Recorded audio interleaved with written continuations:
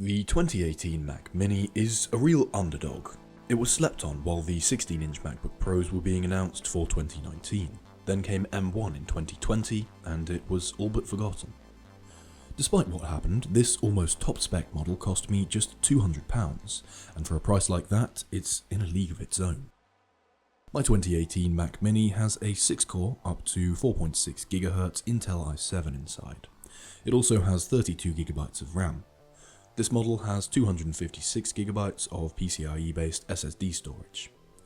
So on paper, it's a small form factor Mac with decent specs, ever a little lackluster in the storage department. In reality though, this is a device with incredible potential to do almost anything you want it to. We'll do a teardown later so I can show you the upgradable memory and replace the thermal paste, but first, allow me to show you this thing's power. I've put Windows 10 and macOS Sequoia on it to begin with. That's right, it's supported on the Sequoia update, and it runs brilliantly. The 8th generation Intel i7 is enough to keep Windows and macOS buttery smooth during everyday tasks. But I've attached an external SSD here so I can import my entire video library onto this machine and do some editing in Final Cut. I'll go into benchmark scores later, but it's safe to say it can make a really solid editing machine, even editing with original files up to 1080p without any slowdowns. The same can be said for Photoshop, which I use to make thumbnails and to retouch some of my photography on. It handles it all pretty well, and thanks to the 32GB of RAM, you can have a lot of projects open at once.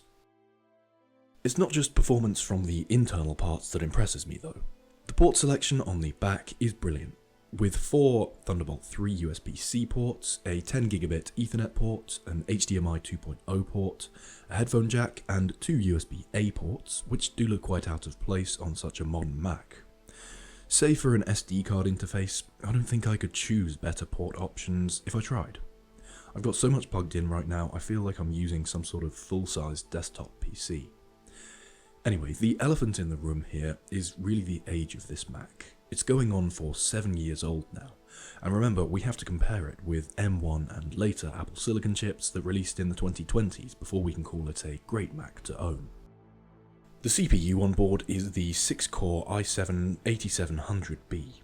As I mentioned, it goes right up to 4.6 GHz, which was very impressive for 2018, and not bad in 2025 either. It's a low-power variant of the desktop 8700 chip, which is still used by many in their main PCs.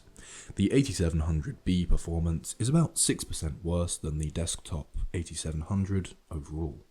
In Geekbench 6, this Mac scores 1427 in the single-core test.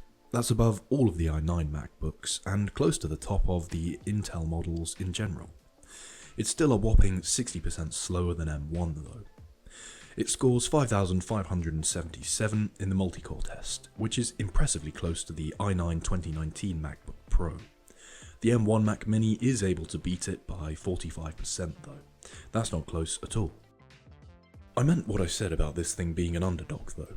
It may not compete with M1 Macs in processor performance, but I only paid £200 or $250 for this thing.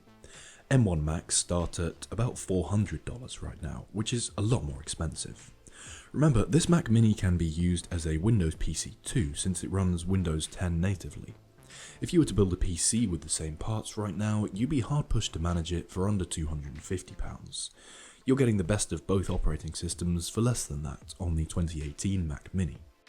You might expect them to have flopped at release, but these were super popular computers in all sorts of environments.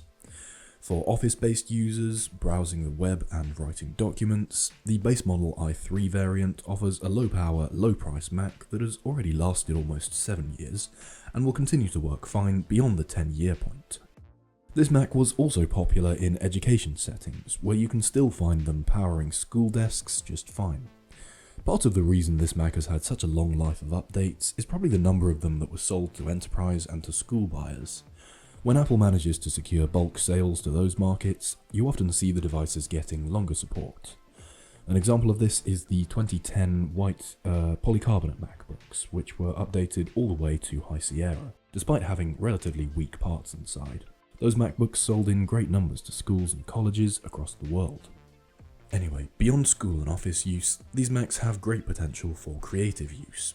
Like I said before, video editing in Final Cut is really quite smooth, especially for the age and the value of this computer. So is photo editing in Photoshop.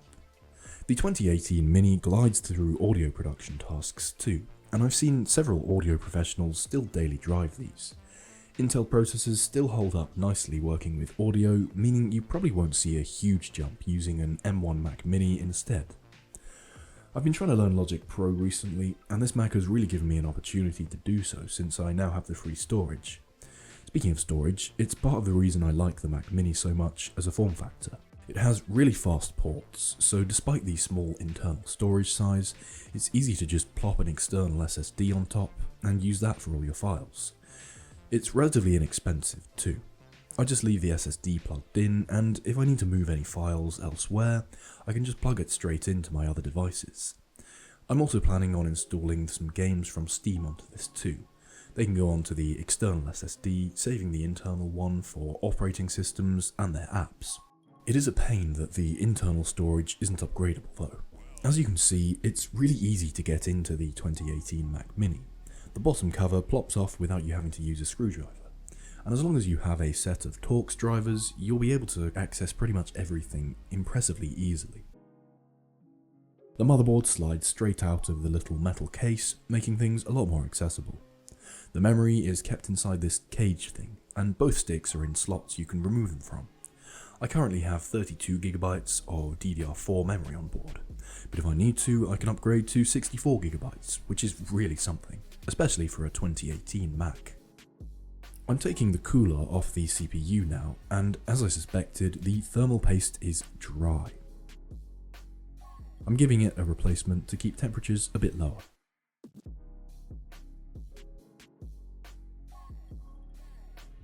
By the way, since there's only one fan keeping this thing cool, it's important to give it a good clean every so often. This Mac obviously hadn't been cleaned on the inside for a while before I got it, and I'd even suggest it might never have been opened by the previous owner. Lots of dust coming off, as you can see. It might sound daft, but there are a few reasons I'm considering keeping this Mac over my M1 MacBook Air at the moment. Firstly, the port selection is tasty compared to 2 Thunderbolt ports on my MacBook. The fact that this thing can run Windows natively is a big plus too. Later I could get an eGPU setup and play games decently, meaning I can possibly get rid of my current desktop computer, which just takes up a lot of space. Also, the ports on board this Mac Mini let me use external storage much like an upgrade to my internal drive. I get more space for files and whatever else I might need on a second SSD. Anyway, for now that's all I have to say on this 2018 Mac Mini. It is so choice. If you have the means, I highly recommend picking one up. Thank you very much for watching, and I'll see you next week.